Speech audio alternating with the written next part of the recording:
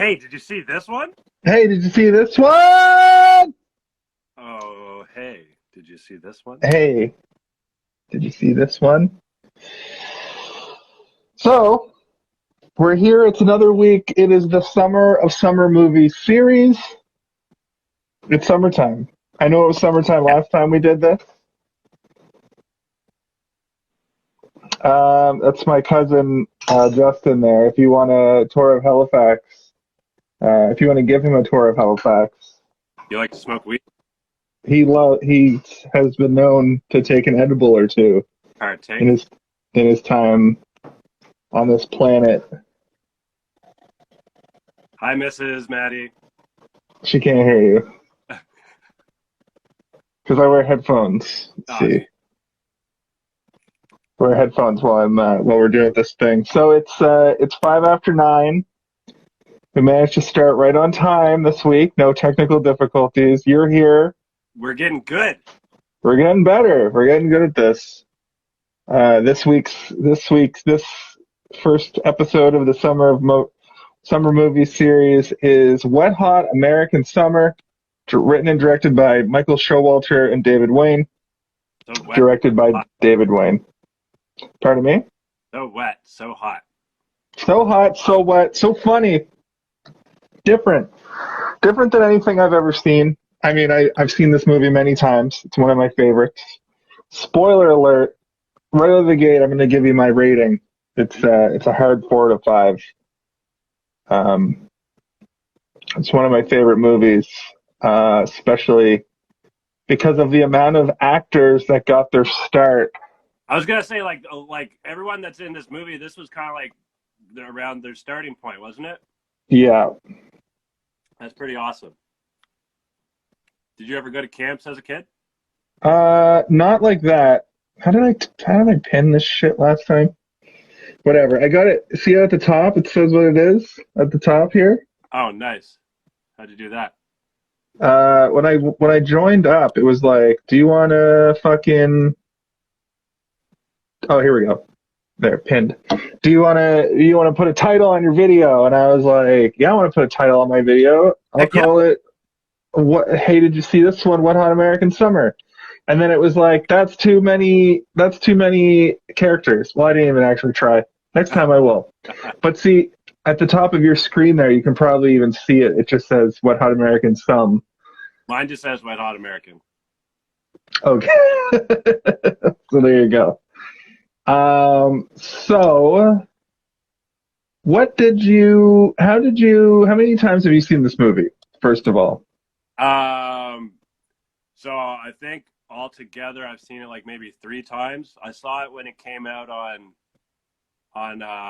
Netflix, and rewatching it, I think I have I have the prequel and the 10 years later or whatever kind of meshed together. But yeah, no, I think I've seen it like 3 times or whatever when it like a little while ago when it came out on Netflix, and then once on the weekend, and then once again today. So it's funny. I had to do one of these ones because Ah, it's not on Netflix. it's not on Netflix anymore. Yeah, they just have the 10 years later and I think it's a prequel and a sequel. So the prequel is the first day of camp Yeah, where they're younger, but they're younger, but they're older. a little bit older. But then the 10 years later is like 20 years after them. Like it's very recent. So they're super older, but they're pretending to be only 10 years older from summer camp. It's supposed to be like the early 90s, Yeah, yeah. which is also hilarious because Michael Showalter specifically, Is he the he, guy? He's what's his face, right? he's Coop. Yeah, yeah, yeah, yeah. And then later he plays the like hack comedian guy on the talent show. He's also from him, David Wain, and Michael Ian Black had a show on Comedy Central. David Wain has made other movies that are great, like They Came Together. Oh yeah, let me grab a Bruce Skerdoosker. Grab a brewski. It's the summer. It's the summer of summer movies, so beers are in order. Cracked I Coke. I saved myself one of these from the weekend. These are usually what I drink on the weekend that get the job done. It looks cool. Is it tasty? Nickelbrook Headstock. Yes, it's a very hoppy IPA. You like hops? I love hops. I'm one of those guys. I used to be much more one of those guys when I didn't look like one of those guys. Now that I look like one of those guys, I pretty much just drink Headstock and then like Michelob Ultra as my like light beer. That's a lot, yeah. Just like these are like 7%. Yeah. I can't drink drink 6 of these in a night. I'll die. Why not? I'll get too drunk. I'll get way too drunk and hammered. Yeah, that's the fun part. Yeah, I mean, I'm in my mid-30s, so I can't get that level. Like every weekend is a lot. Touche. So, how did like format-wise for this show? It's another one of those movies where we basically can just talk about our feelings about the scenes because what I found this on my watch through. So I've seen this movie probably 10 times. Mm-hmm. And the reason why I've seen it so much is because back when we were in our 20s, at certain points throughout that, I would occasionally have cable. And I had cable when I was living at home with my mom. This movie came out in 2001, I believe. Yeah, 2001. Takes place in 81. Right. So when it came out, I was still living at home with my mom, and I had Showcase, and they used to show this on Showcase all the time because when this movie came out, it was just like a cult movie. Well, when it first came out, like I read or whatever that it kind of flopped or whatever, right? But it grew a cult following or whatever because like, it's a you can tell it's a classic in the making or whatever, and people back then are just dumb. Yeah, and just to get into who got their start from this movie, Paul Rudd had done a couple things, but basically just Clueless before this. Right. But this introduces people like Elizabeth Banks. I don't think she was in anything before this. I'm just going to pull it. I want to actually see what Paul Rudd was in before this. Fuck, man. Paul Rudd's been working forever. Man, he's an old man. Doesn't look it. No, he's aged very well. So he was actually... Okay, so he did Clueless, and then he was like a recurring character on a show called Sisters. No idea. Oh, he was in Romeo and Juliet. I didn't know that. I haven't seen that movie in... Yeah, I haven't seen that movie in 100 years. Might have to add that. Yeah. Okay, so he was in a few things between these movies. And then Anchorman was after this, though, right? Like, kind of like was it? Yeah, Anchorman is all the way up in 2004. Yeah. So she missed you again. You gotta make eye contact. What's up? There you go. You guys have finally waved to one another. Yay. Oh, the show that Michael Showalter, Michael Ian Black, and David Wain did together was called Stella. Do you remember that show? No. Stella was weird.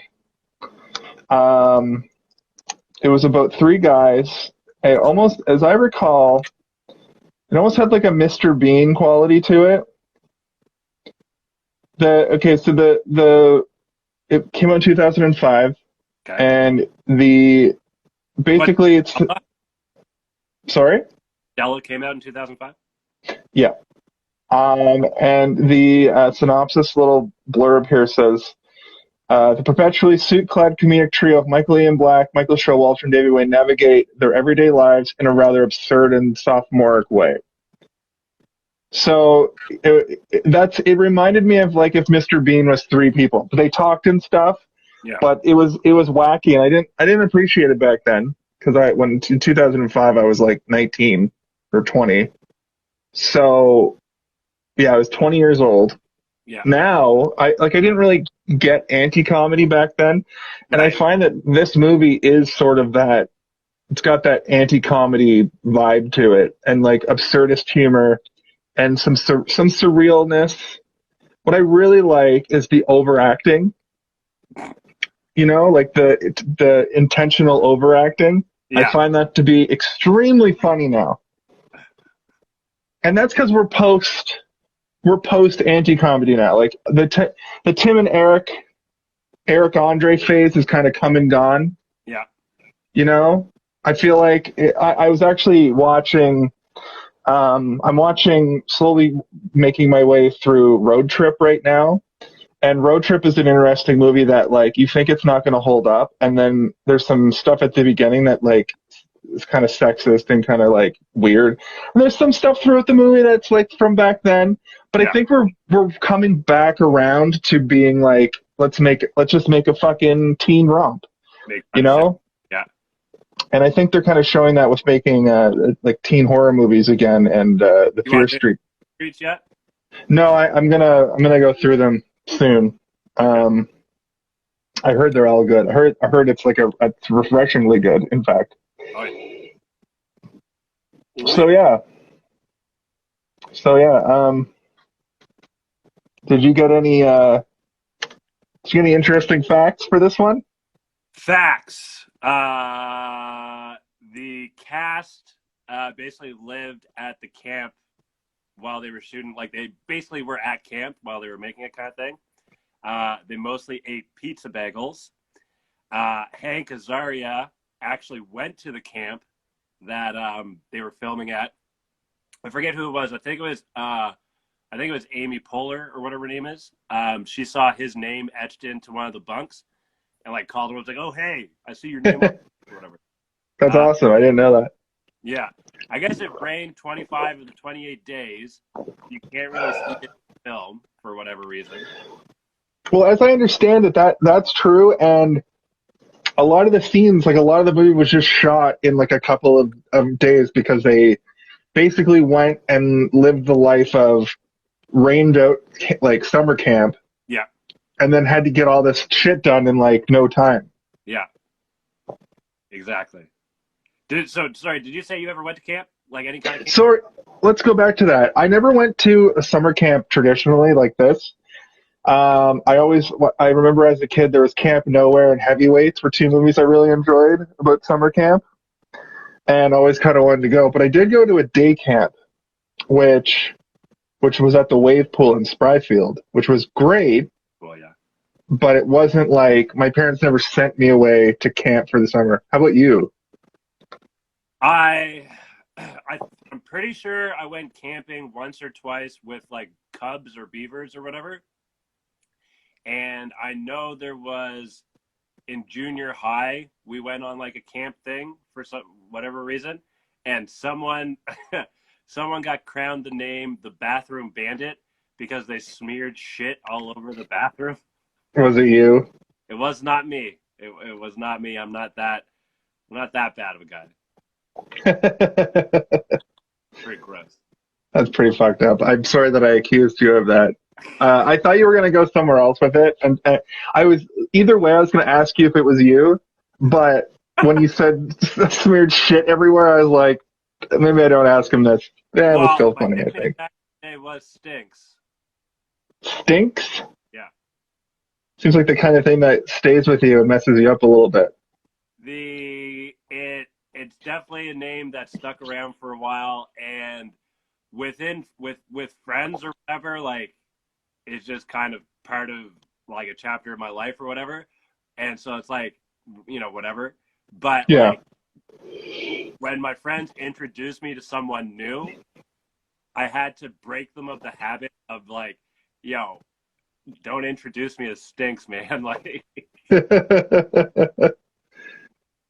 yeah. I mean, I never had a nickname that wasn't like a derivative of my name, but I've known people.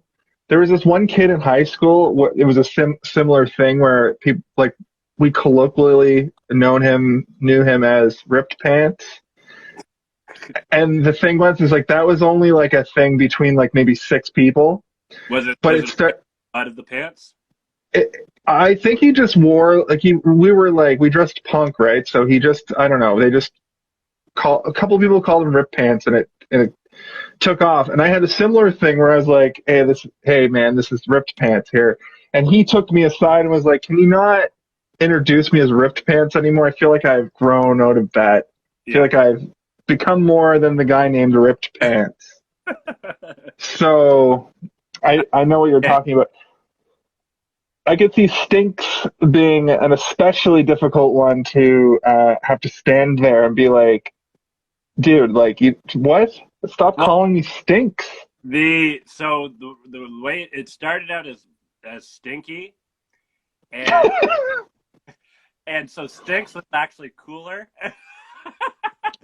But it was like in junior high, and it was like right around like what's it called? What's it called when your body goes through changes? Puberty. Yeah, that's the one. So like I had a sleepover at a buddy's, and like I didn't have like deodorant with me at the time. Like it just wasn't a thing for me at the time. And then so the next day I fucking stank a little bit, and so he called me Stinky, and then his mom called me Stinky, and then he just called me Stinky for like as a nickname or whatever. And then my buddy tried to make it cool by calling me Stinks, and then I tried to. I tried to make it cool by saying, yeah, like I sell weed or whatever. I always smoke weed or whatever, so I always stink like weed or some shit. Yeah. That's how I tried to But spin it. the reality of it was like, hey man, don't call me Stinky anymore. Yeah, no, everybody stinks. I'm like, man, like I don't know this person yet. Like, let them get to know me first, and then they can have the nickname privilege. Yeah, and on top of that, you've been calling me this thing for so long that it's like when a huge guy is called tiny. I smell delicious. So yeah, while I didn't go to summer camp, much like your stories, I did have like similar experiences. Like me and my buddy Jacob would take a tent out into like I grew up in rural Nova Scotia. Like I grew up in Shad Bay and Prospect area.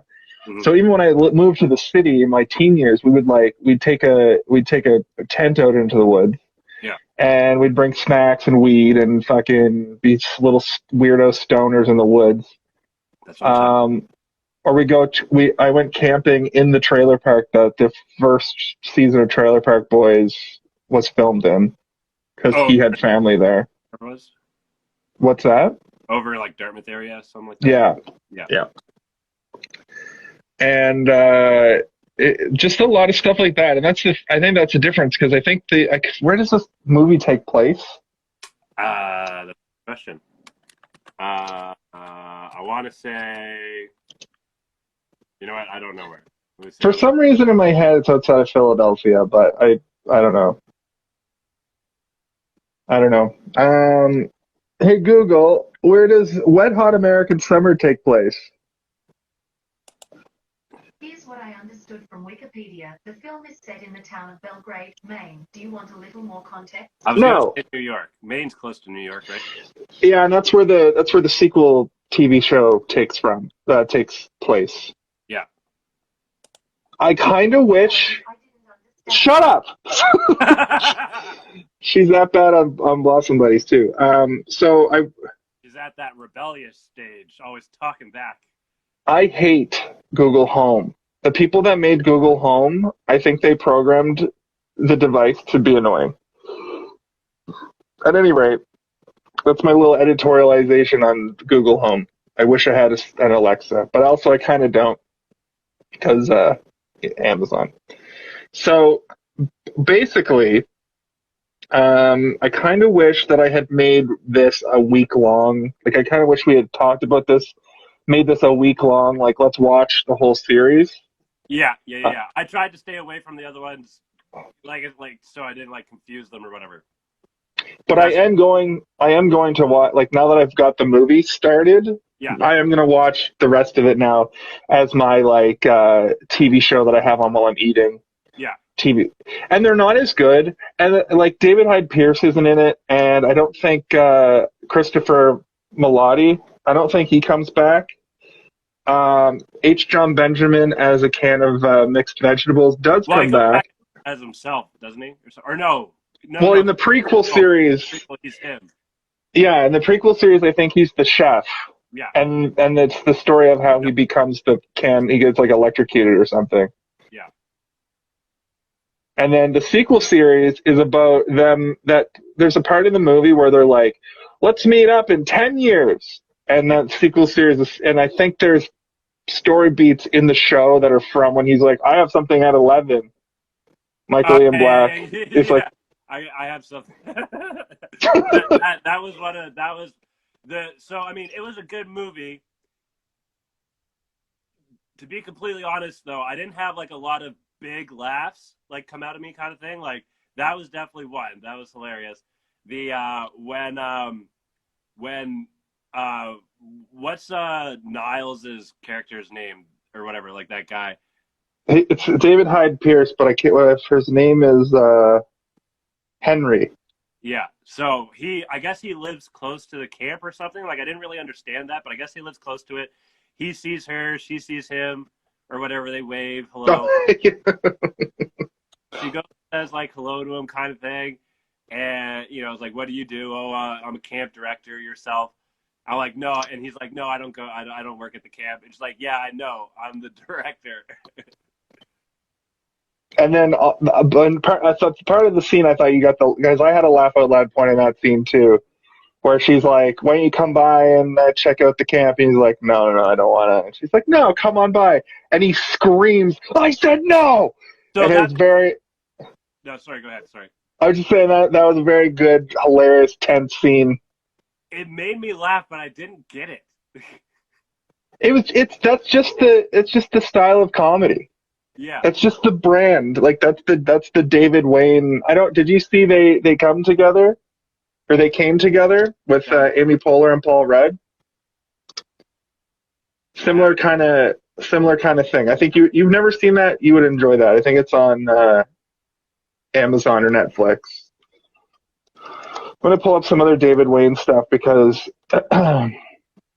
he's good. He makes a very particular type of comedy. Oh, he made Role Models. Yeah, yeah. And then he did like Children's Hospital and the spin-off Medical Police, which are both good.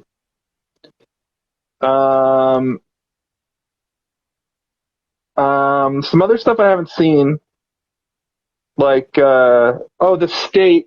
That was one that's David Wain show where he's like the main character. Oh wait, sorry, I'm an idiot. The State was an MTV troupe sketch comedy show starring all of the people that are in this show, like Joe Latrulio, Ken Marino, Michael Ian Black.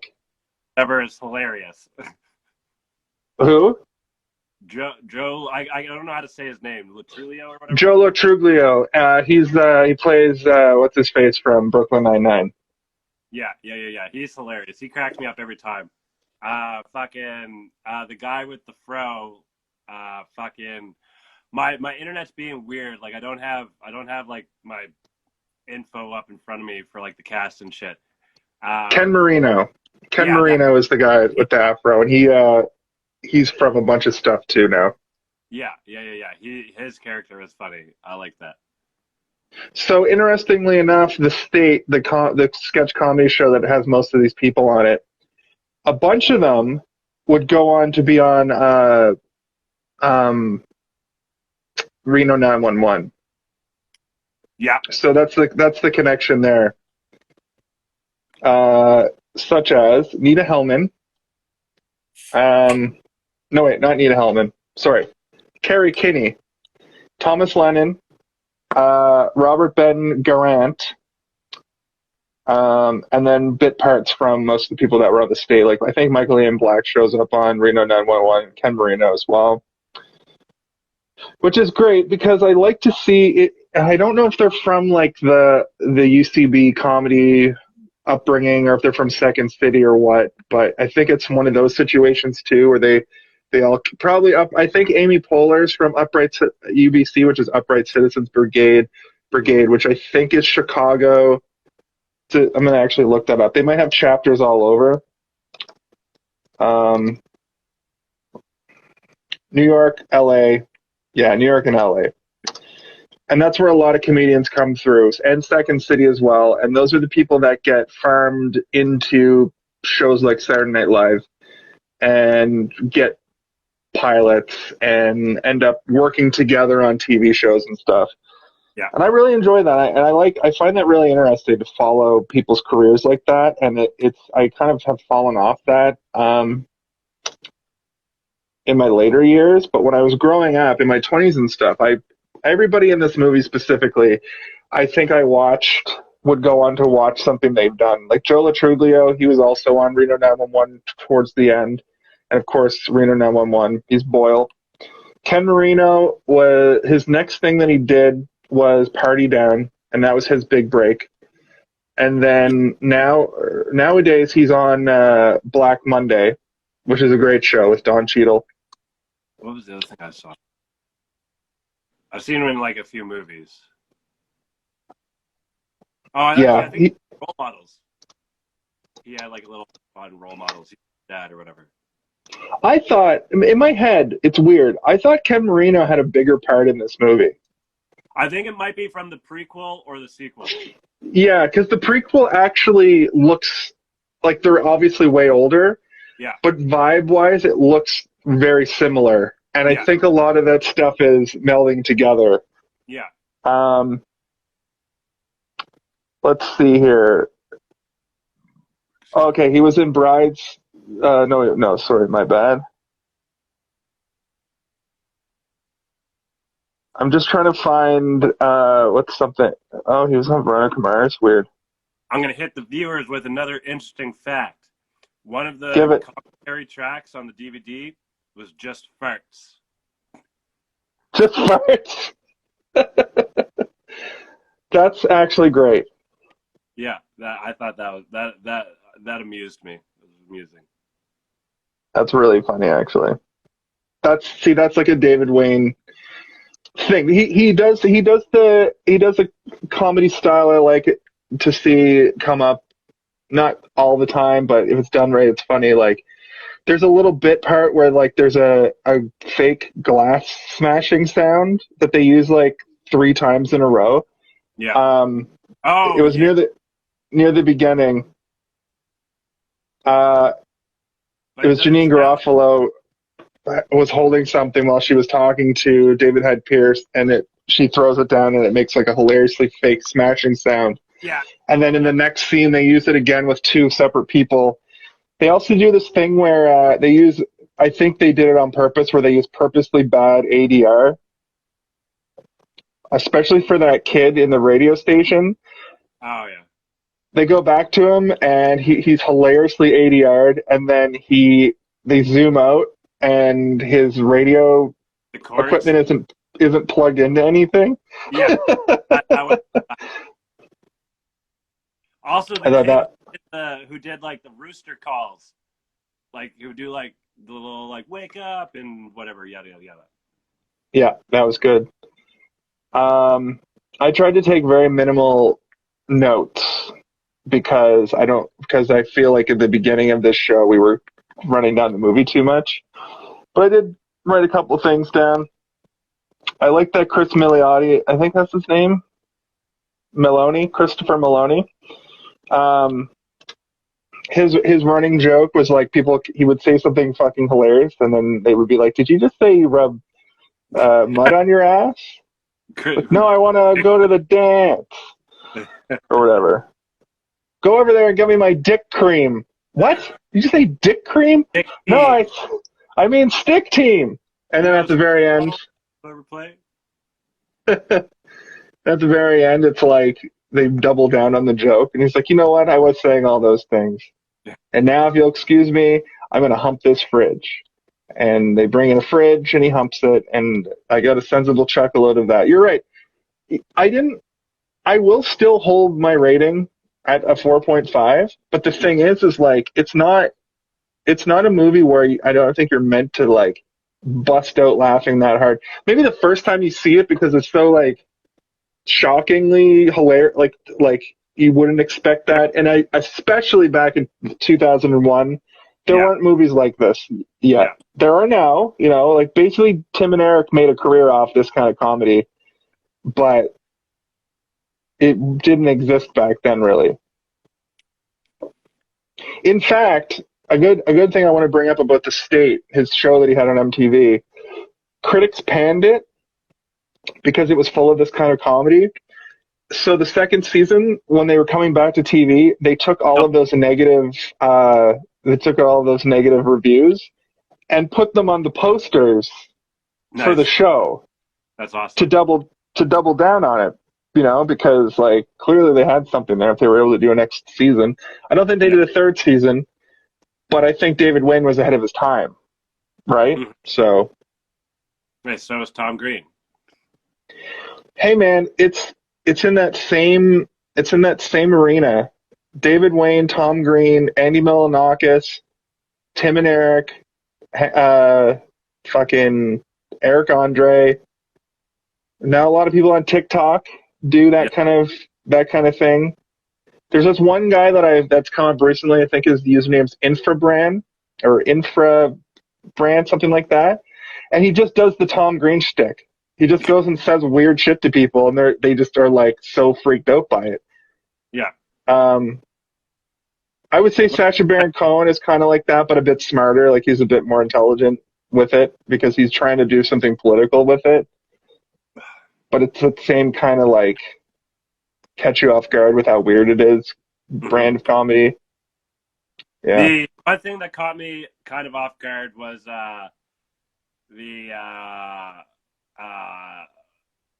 like the gay scene or whatever with like Bradley Cooper, the other guy. Michael Ian Black. Yeah. I thought that was great. Because that's another thing you just don't see. You don't see like just a random gay sex scene in movies, especially in a comedy. Especially in a comedy from 2001. And they do say the F word in this movie because his two buddies like don't know how to deal with it when they find out that he's gay. Because they're like, oh, he's whatever, and you think they're like gonna be, maybe do something negative or whatever, but they end up buying a present. Yeah, they buy him a chaise lounge. Yeah. They come in. The way the scene is framed is it's like it's going to be this big anti-gay, homophobic, bigoted prank because it's this big box. You think it's going to be some horrible thing. And they're like, actually, you know what? We love it because in a previous scene they saw them do their like little marriage. It's not really a wedding, but it's like a. Kind of reminds me of Braveheart. It reminded you of Braveheart, really? Yeah, like a little ceremony, just like themselves, kind of thing. Right. So yeah, but they bring in this big box and then they're like, "Hey, we got your chaise lounge. We're really proud of you guys." I mean, that's another thing. Like if you go to a movie from a very similar era, like I said, I'm currently watching Road Trip. I don't think they say the F word, and it's got a little bit of ahead of it, like some moments where you would expect it to be a little more homophobic and stuff, and it doesn't do it.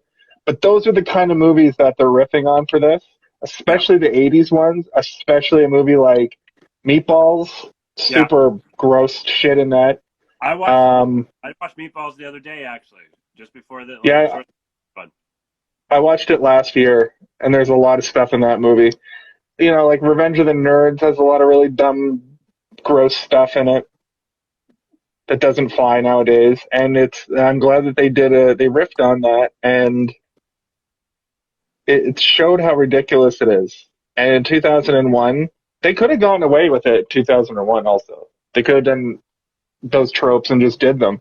Mm-hmm. But it was well done. And I just love that movie. And it doesn't have the most coherent story. And the climax of the movie sort of has like three different things happening at once. Like they throw in this storyline where a meteorite's going to hit the camp while simultaneously there's kids is falling apart or something like that. Like station or something. Yeah, and then there's like the kids stuck on the lake.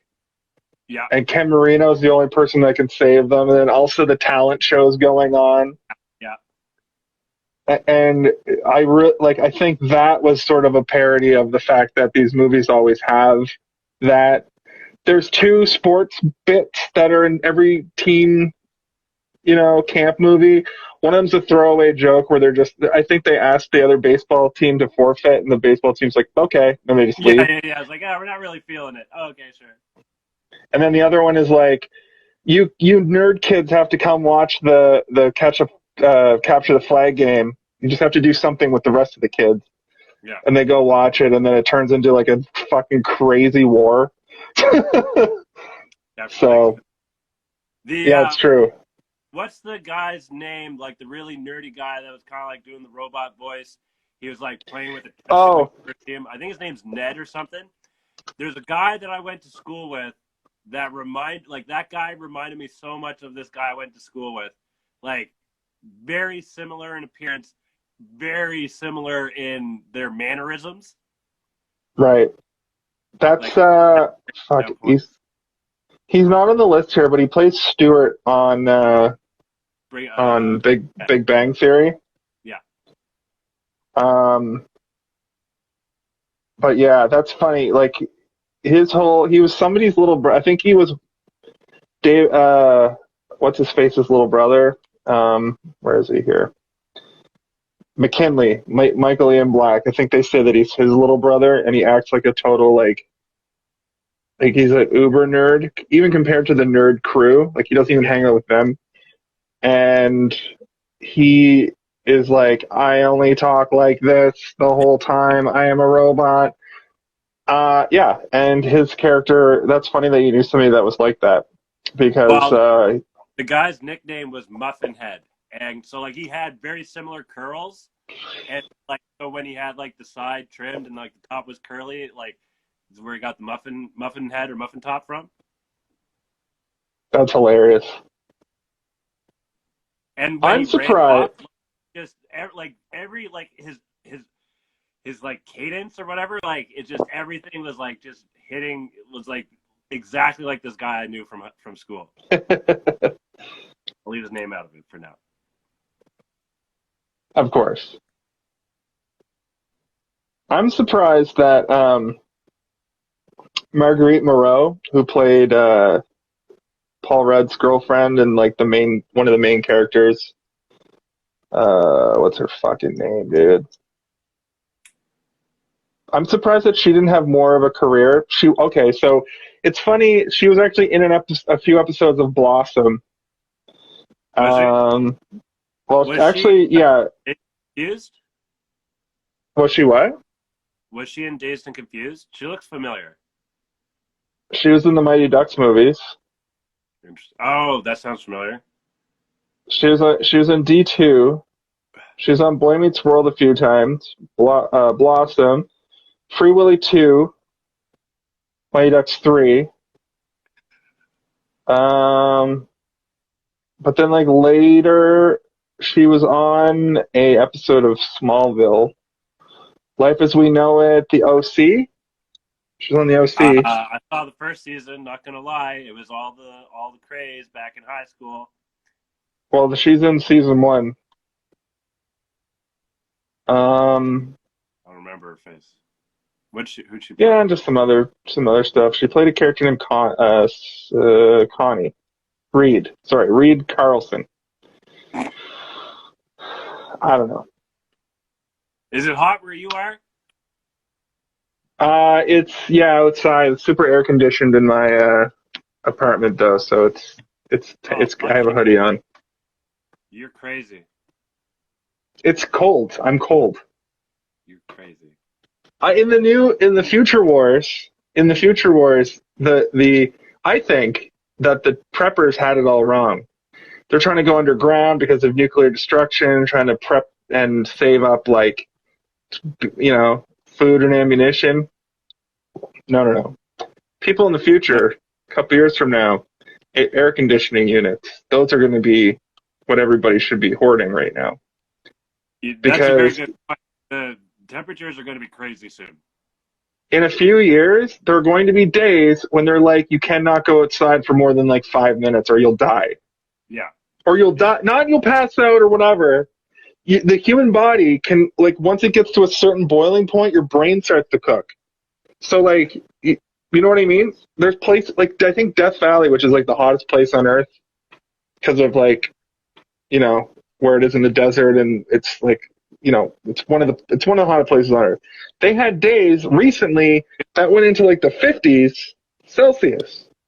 And that starts to get to the point where you can't be outside for more than a few minutes because your brain and your organs begin to cook. There's places in the world where you can take a frying pan, leave it outside for a little while, make eggs, and cook a fucking egg in it. I'm down. So, and just get some rocks. Get a nice flat rock. 2031 is going to be fucked if we make it that far. We might not even. We might not even. Aliens were supposed to make contact yesterday. What do you mean yesterday? Didn't happen. Why yesterday? There was a whole thing where on the internet for many, many years that was like January or July 18th, 2021. Really? There was going to be, look it up. It was I remember, like, 2012, I think, was the last time I remember there being talk of some sort of whatever. Well, this was the thing that I read on the internet, and I believe everything I read on the internet. Just kidding, I don't. But that there was supposed to be a thing. There was supposed to be a thing yesterday involving aliens, and it was supposed to be in line with the whole U.S. government, like, revealing that there are, in fact, unidentified objects that they have no idea what they actually are. My theory is, I posit that they are, like, drones with cloaking technology that other developed nations are just, like, spying with. Yeah. Because that could be a real thing, you know, like, they could put cloaking devices on, you know, airplanes and shit.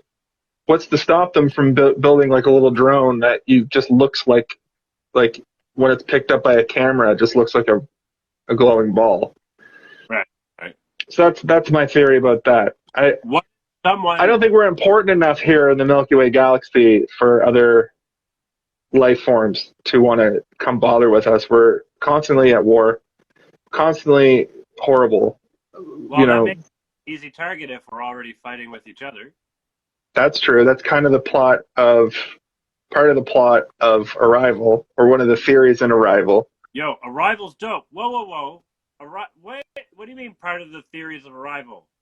They came. They came to help, but when they're talking about it early in the movie, they're like colonialists would try to get tribes to fight each other, right, in order to make colonization easier. Gotcha. That was just one of the things. That was one of the theories they had early in the movie. Gotcha. That isn't a theory that people have. That's just a plot point. Like the movie verse.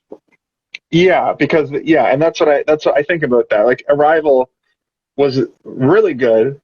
It was the most realistic depiction of what would actually happen if we suddenly had aliens touch down. All of the nations of the world would have a different take on it, and pandemonium would break out. She had a really good quote. Oh, fuck, what was it? Oh, it was like about, someone went to, I think it was Australia, and they called kangaroos, but really what the guy was saying was, I don't understand what you're saying, or something like that. Yeah. Like, that was just like a really smart line or whatever. But then Jeremy Renner's like, she's like, I made that up, and that kind of proves my point. Yeah. The word for kangaroos I don't understand, I think, is what it was. Yeah. Yeah. So we got about 10 minutes left here. Let's finish up on Wet Hot American Summer. So we kind of broke down the plot a bit. You got your short shorts on, blanging your wang for one viewer. Just a quick plot summary is essentially it's the last day of summer camp. and it's a story of all these kids who have different points in their life. Some are like, Okay. older. What's it called? What are the people that camp counselors? Some of them are young, but the joke is sort of that like the actors in the movie who are like older are clearly like 30, like clearly not teenagers. In fact, at one point, what's her face who I was just talking about? What What's are, your favorite Magdalene Moreau? What's her fucking name, dude? thing? Katie. Marguerite Moreau. She says, I don't know, at the end of the movie, she's like, I don't know what I'm doing. I want to go be with Andy. That's Paul Rudd's character, who's just like, can't get out of his own way with how badass he is. I want to go be with Andy. when He, when you when know, when counselor or director or whatever like told him that like he like throws his plate off the table, makes no clean. I was like, oh, yeah. he picks it up and then drops it again. He's like, That's that. I always laugh out loud at because that perfectly encapsulates what that character is like. Yeah, He's yeah, just yeah. always like, Yeah. but at the end, you think that Coop's going to end up with Katie, and she's Fuck like, no. actually, I'm gonna go back with Andy because he is chiseled and ripped, and I'm only 16, and I don't want a relationship like that right now. And I'm like, also Molly Shannon is like me, a 34-year-old, when she's clearly like, she's already been on SNL for many years. Yeah. She's clearly a bit older than 34. I really enjoy that. And as the shows go on, in the prequel, because that came out like 10 years later, 15 years later, right? Mm-hmm. Yeah, I think that came out like 2015. So they're even older. And then, like I said before, the sequel series is only supposed to be 10 years after they initially were at camp. So it's, like I said, it's only supposed to be like 1991. And they all look even older because they're all like 50. They're playing like 20-year-olds or 25-year-olds. Terrible. Or I have no It's fucking very. idea. You what? I'm terrible with age. Like I don't fucking know. Like I really don't. Like I have no idea how old any of them are in that movie. They're not 16. Like I know that much, but I don't know. Maybe it's because they're American. Like maybe American. Like, do Americans just look older than us? I don't know, but I'll bring up Road Trip again. The dude from Road Trip, what's his name? He was in like a bunch of stuff when we were teenagers. Beck Bennett or Breckenmeyer. Yeah. This dude is playing. Tape? What? He's the guy that made the tape, right? Yeah. Yeah. Keep going. I can still hear you. Breckenmeyer is 47 years old now. So in 2000 he was playing 20, and he was very obviously 27. Yeah. Very obviously 27. In fact, it's funny that I just discovered that because I guessed it. Amy Smart was 25 years old and she was playing like 18 or 19. You know what I mean? Like, it's crazy. That's just it's a television movie trope to put people that are much older who look kind of young. Yeah. Versus having people who are young and look older. Yeah. And that's probably because of laws and stuff. But I think it's crazy. It's easier to get someone who's age to work. Yeah, but I mean, like, you could get somebody that's 19 to play 19 because they're old enough. 19. Yeah. But then again, I'm also watching fucking Leon the Professional right now, also, and Natalie Portman seems like she's 25 years old and she's like 11. I was gonna say, isn't she 12 or something? She's like 12 years old. I'm only don't spoil it. I haven't seen it before. I'm only halfway through. I just watched it not too long ago. That's a dope fucking movie. I remember. I'm loving it. seen the cover or whatever, right? Like it had a cover that stood out, but I never really like watched it. And then it's on Netty or whatever, right? It's like, okay, fine. I've watched everything else like up to this point, so check that. Very good, very good. It's Leon's look. It's what's his face's look in the movie is very iconic with the circle glasses and the beanie, the rolled up beanie, and the suspenders. It's a very iconic movie look, and it's your favorite director's favorite movie kind of movie. Yeah. I've got some facts about this movie, Wet Hot American Summer, that I just wanted to bring up the fact that the fucking movie only cost $1.8 million, but it took 3 years for them to put it together because they were repeatedly turned down. And then they promoted it as costing $5 million in order to make it seem more impressive. Yeah, I read about that. That was funny. And that's the kind of shit you got to do. It took us $5 million to make this. This movie that has like one set piece. Yeah. Like the cafeteria and a cabin, and then like the wide shots of like the grounds. Yeah. And that weird shot that they kept showing of the kids on the river. And I guess the stunt. Okay, we didn't talk about the stunt man for the motorcycle scenes. It was like made to look like a bad Joe Latrilio. Yeah. A guy in a bad wig who like didn't even look like him. Huge, like which was great. And then the scenes where Ken Marino's running from the motorcycle, and they're clearly both on the same device.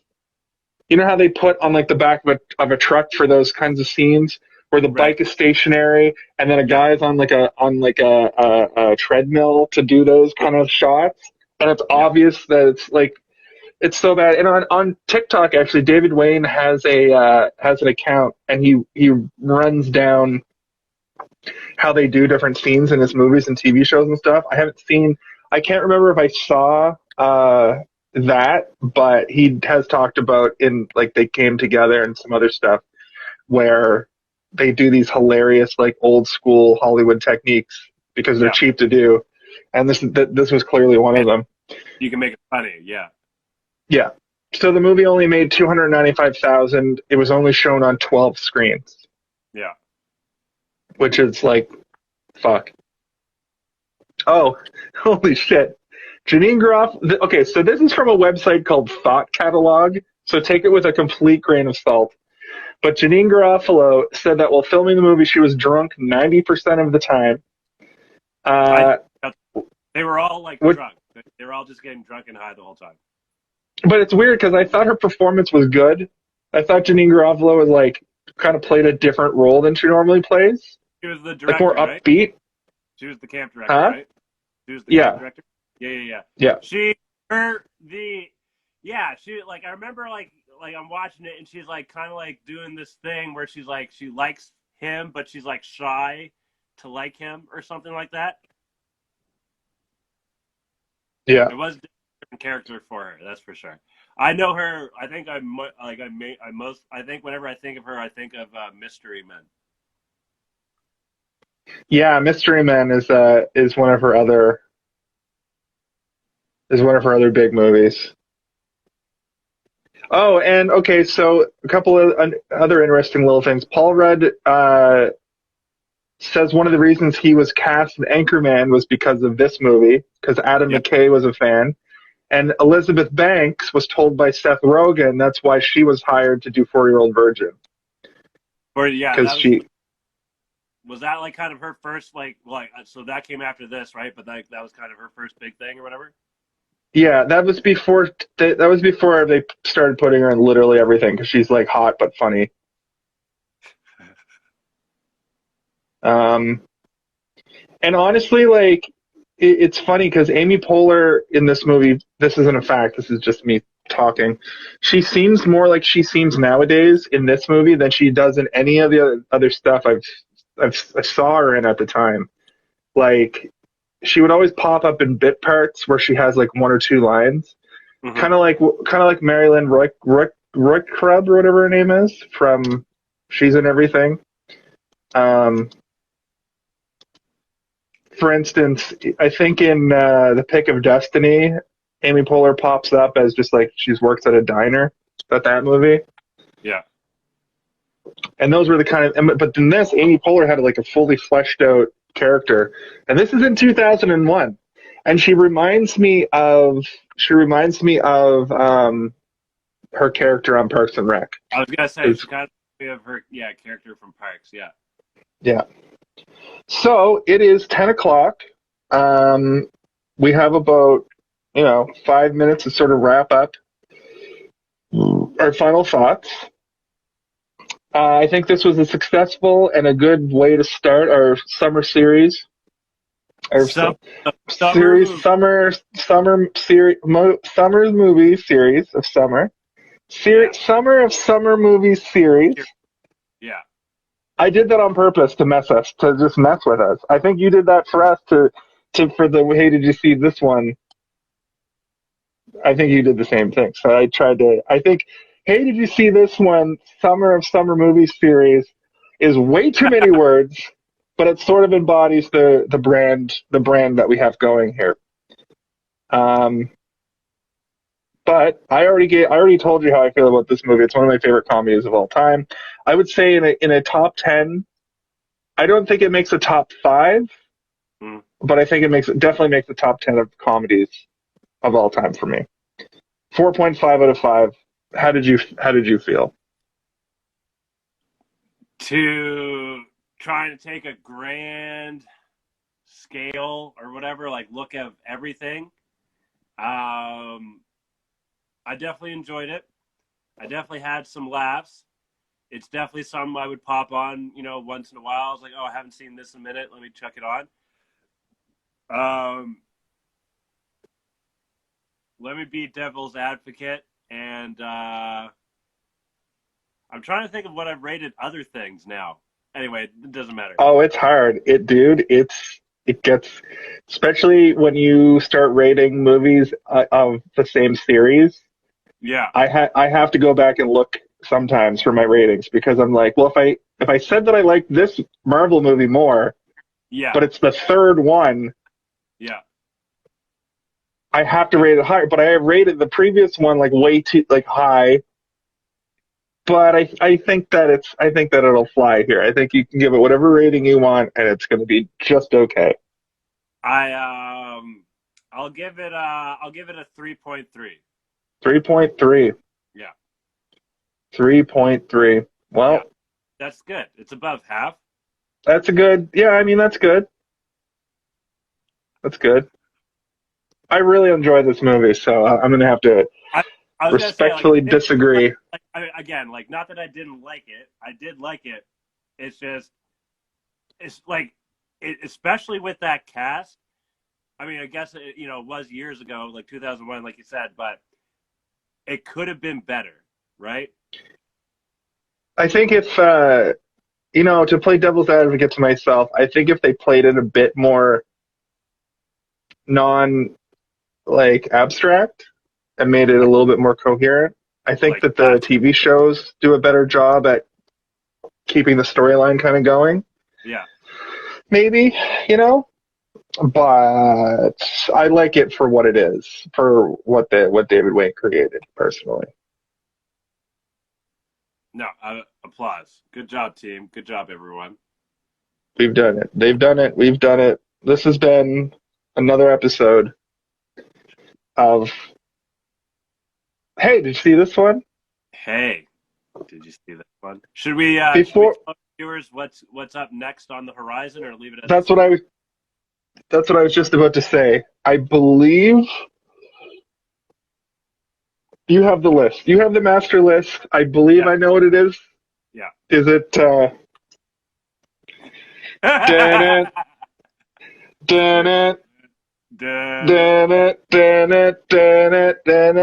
It's Jaws. We're gonna tackle Jaws. I haven't seen Jaws since I was a kid, and I've only seen it on TBS, and I think it's heavily edited on TBS. For sure. I think I've only ever seen it once, maybe twice. So this is gonna be it's gonna be a good one. Yeah, and it's It's a Steven Spielberg Bergian horror summer block. It's like the prototype summer blockbuster, but it's also like a monster movie, but it's also like a horror movie. Yeah, So kind like, of, yeah, like a little bit because it's chasing after you kind of thing. yeah. So Did you know Steven Spielberg had his name on Freakazoid? I don't know yeah, how or why. because Warner Brothers. Yeah, but like, why did he put his name on it? Because it was part of a studio, I think. Did he like it though? Does he like the silliness of it? I like it, but like, it's just Don't you remember them making on Animaniacs that constantly made Steven Spielberg jokes yeah, that he voiced? yeah. Well, Freakazoid is a spinoff of Animaniacs. Yeah, because he was like what he was like a little skit within their show or something. Like I think the same thing with Pink in the Brain or whatever. Yeah. No, I was watching some Freakazoid the other day, and yeah, they fucking had like the Spielberg cameo and shit like that. And is he a cool guy? Maybe he's a cool guy. I don't know. I think he's fine. He's cooler than George Lucas. Anyway, this is stuff we're gonna get into in a couple of weeks when we come back for our summer movie series of summer series of summer movie series for hey. Hey. Did you see this one? Hey! Did you see this one? Hey, did you see this one? Hey. Did you see this one? Let's see what you're doing at the same time. One.